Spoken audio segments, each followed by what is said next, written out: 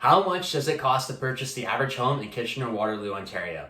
Stay tuned to this video because I'm going to give a detailed financial breakdown on how much it costs to purchase the average home in the Kitchener Waterloo region. Before I get into the financial breakdown, I'm going to give a little bit of stats on what the average home in the region looks like. The average home price is $736,000. For the sake of this video, I'm just going to be saying $750,000. It's an easier number to work with. So I'm going to use that.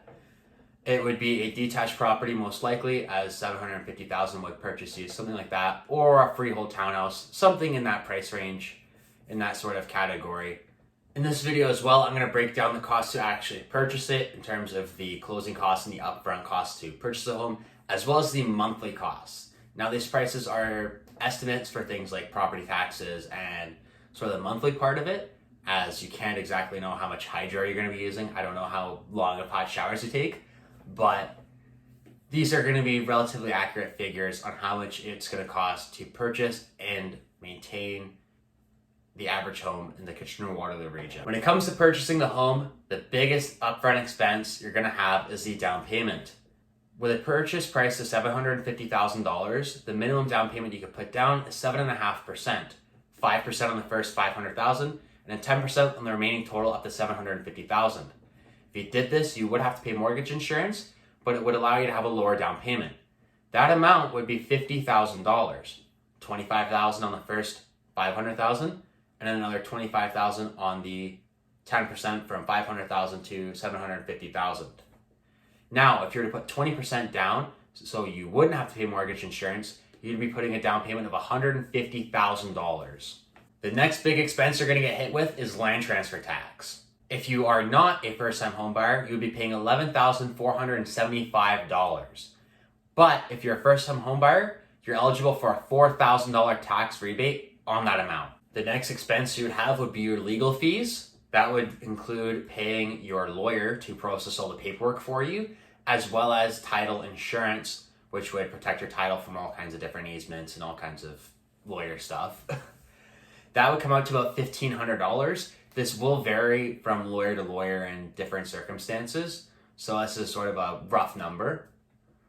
And your next expense of around $1,000 or more would be your moving expenses and your inspections if you have one.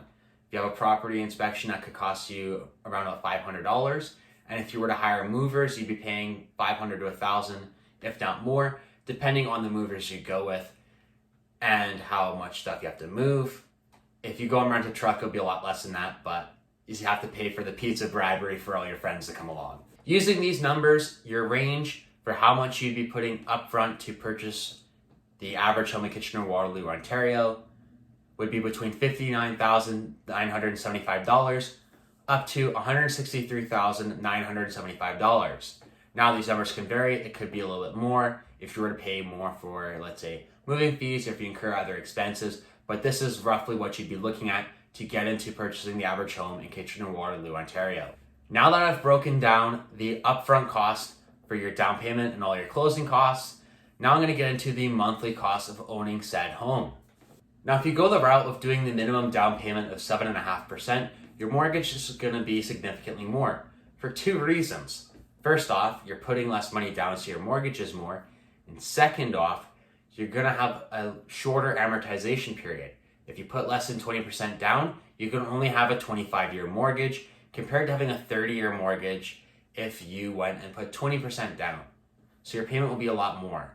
So if you were to go with the lower down payment on a 3-year fixed rate mortgage at 5.59%, your monthly payment would be $4,481.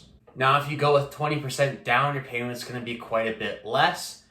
At a 20% down payment, 30-year amortization on your mortgage, at 5.59%, your payment will come out to $3,700 a month. One other thing to note is with these two mortgages, I calculated them as 3-year fixed rate mortgages, meaning that the mortgage amount would be fixed for 3 years, and in 3 years, your mortgage would come up for renewal, and then you would go over your rate again at whatever interest rates are in 3 years' time.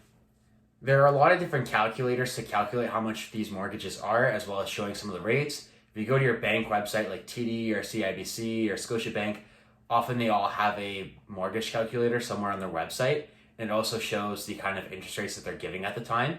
So that's what I got off the TD website because I bank with TD.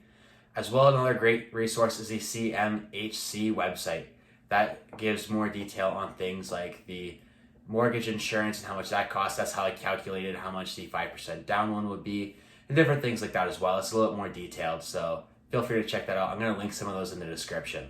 Your next big monthly expense is going to be your property taxes. This is a little bit hard to pin down because the property taxes are based off the assessed value of the home, and it's hard to know exactly what the assessed value would be on the average home because it varies from different things and how MPAC assesses the property value.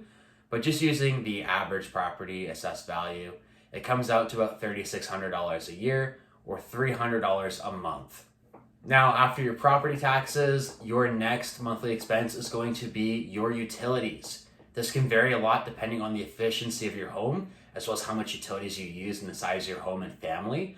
I put for this calculation $300 a month. It can be a little bit less if you're very frugal and efficient with how you use your utilities. If you have a larger family or you're a little bit less efficient, it could be upwards of $500. But I'm just gonna put $300 for the calculation because it's sort of average. Next, I have property insurance. If you have a mortgage on your home, you're gonna need to have home insurance. If your home burns down and you still owe 500 grand on a mortgage, you gotta get money from somewhere, and the bank doesn't want you to be in that situation. So you're gonna have property insurance. That's gonna come out to about $100 a month. This can vary. If your home, for example, has something like knob and tube or aluminum wiring, this can impact your insurance rates, as well as if your home has something like a wood burning fireplace, that can also impact your insurance rates or make it more difficult to get insurance in the first place. Some other things that you may incur is maintenance. It's very hard to pin down maintenance. If you go and purchase a brand new home, your maintenance is going to be very low because anything that breaks is going to be covered under a carry-on home warranty most likely. Certain things like lawn and grass, you have to have a lawnmower or a shovel. So a shovel's like $20. A lawnmower might be a few $100s. Just little things like that. Sometimes if you need to paint a room, if the walls get scuffed up, that could be $50, $100. Little things like that. Toilet repairs, if you have to call it a plumber, it could be $100. It depends on the condition of your home. If your home's really beat up, you're going to pay a lot more in maintenance to fix up and kind of keep up with the maintenance and catch up if the home's not been maintained well. If it's a brand new or very well maintained home, your maintenance is going to be minimal. With all that being said, with the calculations and numbers I've used here, the average cost to run this average home would range between $5,180 on the high end if you put the low down payment, and on the low end would be $4,401. So there you go. That's the cost to purchase the average home in Kitchener, Waterloo, Ontario. Let me know in the comments what you think of this. Do you think this is a ton of money? Do you think this is overpriced? Do you think it's a good deal compared to where you're living? Let me know. I'd love to see it. Besides that, I am a real estate agent servicing the Kitchener Waterloo region. So if you are looking to make the move to Kitchener Waterloo, feel free to send me an email. I'd love to assist you through the process. Besides that, I have more videos like this coming out every week. So press subscribe. I don't know what side it's on, but it's somewhere on here. Press subscribe for more videos like this. Besides that, I'll see you in my next video and enjoy the rest of your day.